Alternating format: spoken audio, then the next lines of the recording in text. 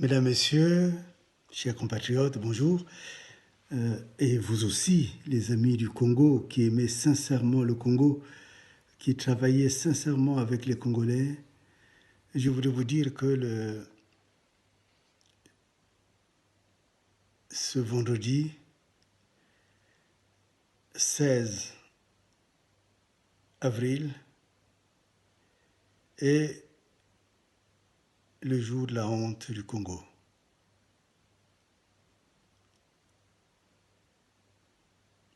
Vraiment la honte du Congo, parce que ce qui s'est passé, c'est ce fameux serment qui a été celui de Sassou, n'est rien d'autre qu'une honte, parce que d'abord les élections n'ont pas été gagnées, la voix du peuple n'a pas été respectée, et quand même, il y a eu un homme qui a été tué, c'est pas symboliquement, mais réellement empoisonné sur ordre de Sassou, et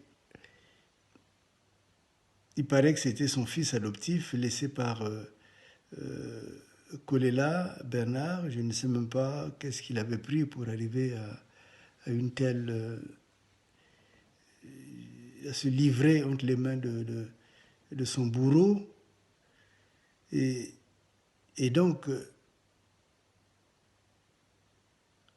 c'est le jour où on a oublié un mort qui est encore qui n'a pas encore été enterré et pour lequel il n'y a eu aucun mot simplement de dit.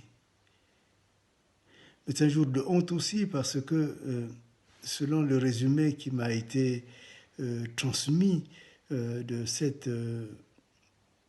ce discours de cet imposteur, ce que j'ai noté, c'est la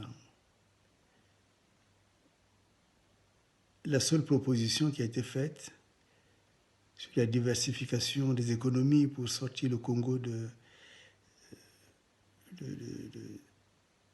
cette chute économique et également pour sortir le Congo de la non-gouvernance a été simplement un plagiat d'une proposition qui, je crois que c'est hier ou avant-hier, Madame Allion avait fait sur la diversification des économies. C'est pour montrer que Sassou n'a plus rien à dire et à donner, sinon les menaces de guerre. Et jusqu'à présent, il n'a rien donné au Congo qui puisse se faire, qui donne un avenir avec espérance.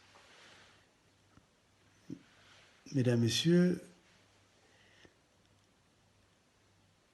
dans leur enthousiasme, certains Congolais m'ont écrit, croyant certainement me faire du mal. Tout cela ne me regarde pas du tout, puisque c'est les Congolais qu'il s'agit. Moi, je suis concerné en tant que Congolais. C'est pour cela que je me bats, je donne ma part à ce combat.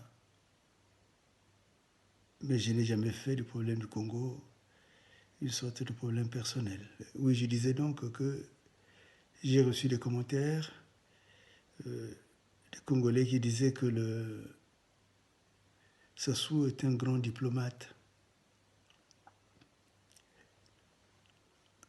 Je me rends compte qu'ils ne connaissent pas le sens de la diplomatie.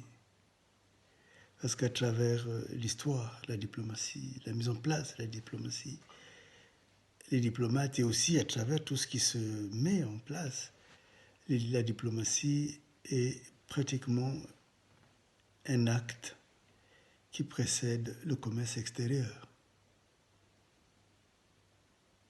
La diplomatie est une rencontre de hauts fonctionnaires qui positionnent leur pays pour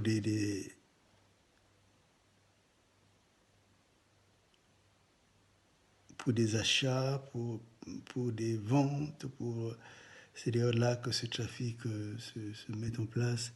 Les ventes des armes et beaucoup d'autres choses. Ce n'est pas que ce soit souhaitable, mais c'est ça le rôle de la vraie diplomatie. Et ce qui est remarquable, c'est que dans le cas du Congo, c'est un événement où sa source se met en représentation. Les Congolais, pour l'instant, ne savent pas combien leur a coûté ce fameux événement et combien cet événement va leur apporter. Combien ça va leur apporter, je crois que je peux y répondre en disant que c'est rien. Mais combien cela a coûté? Le Congo a loué beaucoup de Boeing, beaucoup. Il y a eu un grand faste. Un faste qui coûte de l'argent.